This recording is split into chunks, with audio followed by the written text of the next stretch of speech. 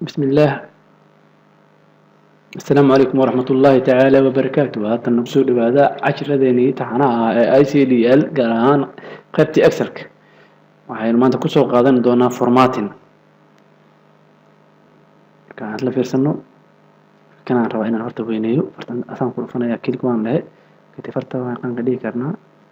farta 26 nagu dhig okay maxaa kale color hada jaalo nagu dhig meesha kadib inaan isku furaan rabnaa maxaan sameynaynaa marka select gareysayna ma garat kadib inaan dhigana meeshaan mid ah merge waa isku furmaysaa ujeed okay kana rabaa inaan qurxsado color kale u yeelo inta meeshaan color ka ideeyo qeybkan buluuga ideeyo okay kana rabaa fartaan isku jirtaa inaan kala bixiyo intaan ta yeelo maraan hasbu dhufana mid walba ma fahanti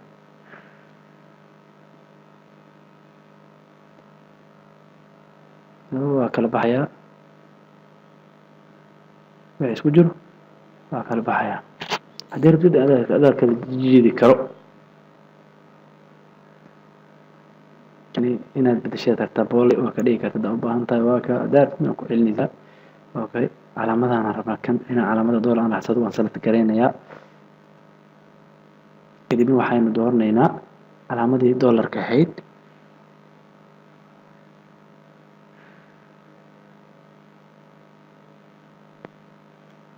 waa calaamada boqoliyada raacada marmanaga midaha waxaad ka raacin kartaa point ma u baahan tahay kan waa general waxaad ka qaabka aragtida u dooran kartaa